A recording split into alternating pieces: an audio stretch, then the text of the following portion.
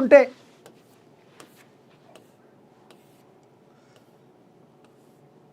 నటి హన్సికకు విడాకులు 4 ఏళ్ల వివాహ బంధానికి ఎండుకాటు పడింది. టాలీవుడ్ హీరోయిన్ హన్సిక తన భర్త సోహెల్తో డివోర్స్ తీసుకున్నారు. గత కొంతకాలంగా భర్తకు దూరంగా ఉండగా విడాకుల రూమర్స్ హల్చల్ చేశాయి. దీనిపై ఇరువురు బహిరంగంగా చర్చించారు. తాజాగా వీరి 4 ఏళ్ల వివాహ బంధానికి తెరపడింది. సోహెల్ని 4 ఏళ్ల క్రితమే వివాహం చేసుకున్నారు హన్సిక.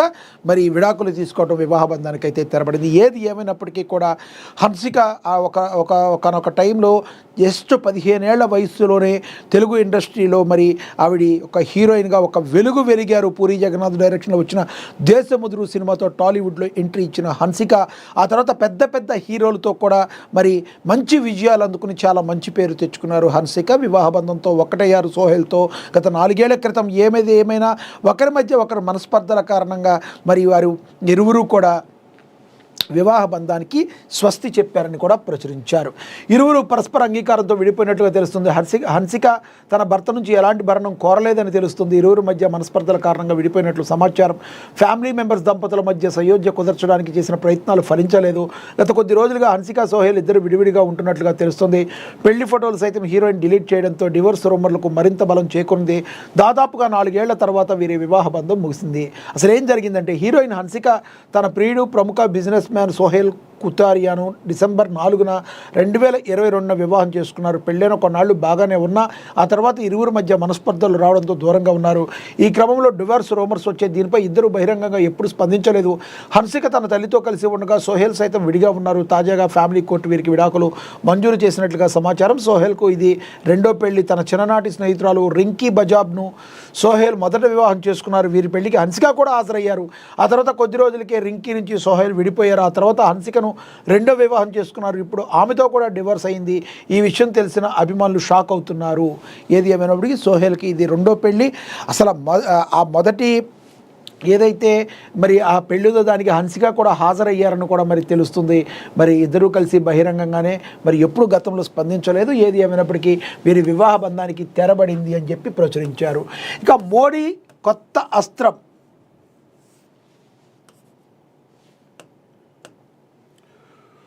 మోడీ కొత్త అస్త్రం మనకి తెలుసు. తెలంగాణలో 40 మంది మహిళా ఎమ్మెల్యేలు మరి మహిళా రిజర్వేషన్ల బిల్లు అమల్లోకి వస్తే చట్టసభల్లో మహిళల ప్రాతినిధ్యం పెరగనుంది. తెలంగాణలో ప్రస్తుతం 119 శాసనసభ స్థానాలు ఉండగా వీటిలో 40 సీట్లు మహిళలకే కేటాయించాల్సిన ఉంటుంది. లోక్సభలో 17 స్థానాలు ఉంటే సుమారు 5 లేదా 6 సీట్లు మహిళలకు దక్కనున్నాయి. ఇక ఆంధ్రప్రదేశ్లో 175 శాసనసభ స్థానాలు ఉంటే ఇందులో మహిళలకు సుమారుగా 58 సీట్లు, 25 లోక్సభ స్థానాల్లో 8 మహిళలకు దక్కనున్నాయి. నియోజకవర్గాల పునర్విభజన జరగకుండా మరి మహిళా రిజర్వేషన్లు 2029లో అమలు చేస్తే నేతల కథే మారిపోతుంది. ఇక పునర్విభజనలో జరిగిన సీట్లు పెరిగితే మాత్రం నేతలకు స్థానాలు మారిన అవకాశాలు దక్కే అవకాశం ఉంది. మోడీ మ్యాజిక్తో ఎవరి జాతకాలు తలకిందులు అవుతున్నాయోనన్న ఆందోళన నేతల్లో వ్యక్తమవుతుండగా తమకు కొత్తగా అవకాశాలు వస్తాయని నేతలు సంబరపడిపోతున్నారు. మరి మనందరికీ తెలిసిన విషయమే.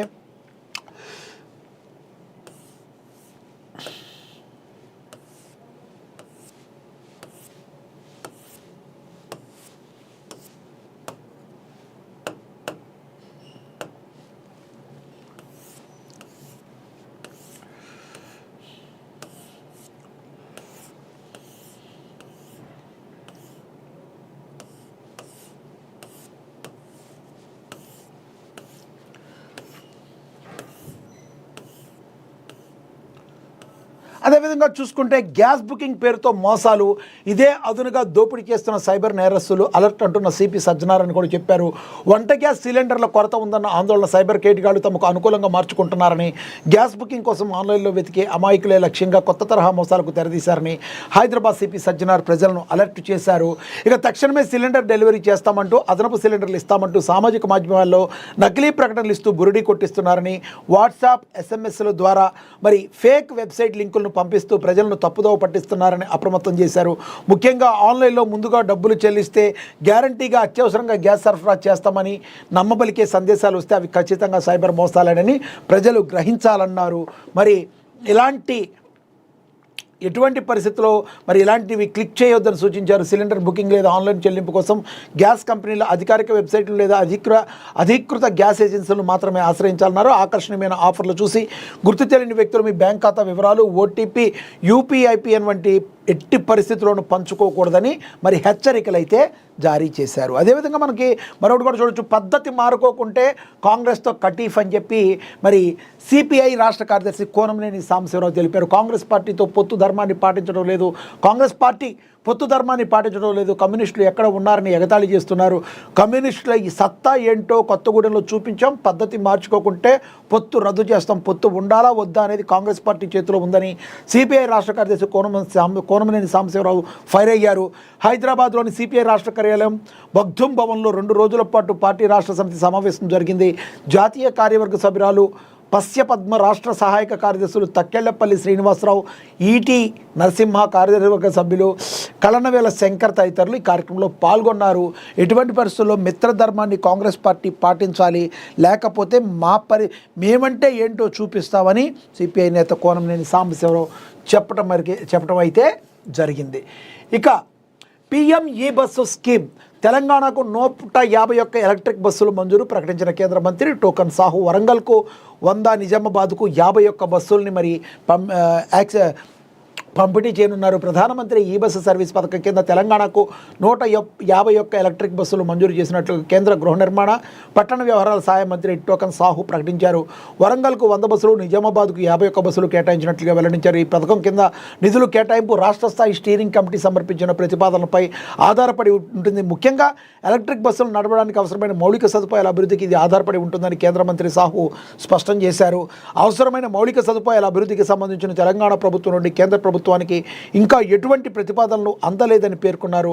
బస్సుల నిర్వహణకు మరి అవసరమైన పౌర విద్యుత్ మౌలిక సదుపాయాలను అభివృద్ధి చేసిన తర్వాతే బస్సులను రోడ్లపై తిప్పుతారు అని మంత్రి తెలియజేయడం జరిగింది. ఒక రకంగా చెప్పాలంటే ఇది చాలా అద్భుతమైన అవకాశంగా మనం చెప్పొచ్చు.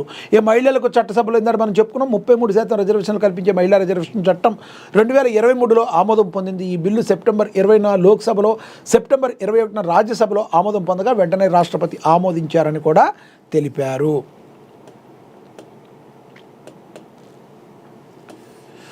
ఇక దానం కడియం ఇద్దరు బీఆర్ఎస్ పార్టీనే 10 మందికి క్లీన్ చిట్ ఇచ్చిన స్పీకర్ గడ్డం ప్రసాదరావు. ప్రజాస్వామ్య చరిత్రలో చీకటి రోజని కేటీఆర్ అన్నారు. నాపై బీఆర్ఎస్ పార్టీ ఫిర్యాదు చేయలేదని దానం నాగేందర్ అయితే తెలియచేశారు.